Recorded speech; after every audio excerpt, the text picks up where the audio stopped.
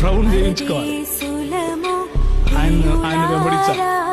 ఇది ఎందుకు ఆయన వెంబడించాలి అంటే నా జీవితాన్ని మార్చాడు కాబట్టి.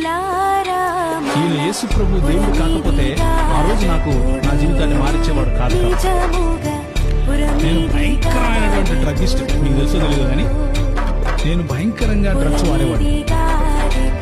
పొద్దున్న నుంచి సాయంత్రం వరకు అదే పని. భయంకరంగా పొట్లాటల్లో తిరిగేవాడిని కడపలో. ఎంతసేపు కత్తులు, బాంబులు, అవి రివాల్వర్లు, వాడిని కొట్టాలి, వీడిని కొట్టాలి, అక్కడ కూడా ఇక్కడ పోవాలి, ఆ మర్డర్ కేసు, ఇది కేసు, ఇది నా బతుకు. ఇట్లే ఉండేవాడిని. ఒకరోజు ఒక కేసులో పడితే ఆ కేసు నుంచి మా అక్క విడిపించు. మా అక్క సిఐ.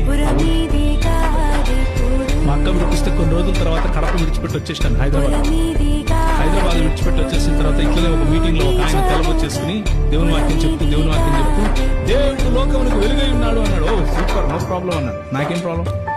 ఇక్కడేమో అందరు గిటార్ కొట్టి పాటలు పాడుతున్నారు, నాకు గిటార్ ఇష్టము, అందుకని కూర్చున్నా.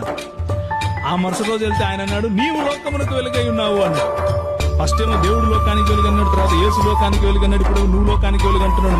మన చేతిలో వెలుగు ఉంటుంది, నేను వెలుగుగాడు. అవును కదా, ఇలా కుదరదు అన్నాడు. ఆ వాక్యం నా పట్టుకుంది.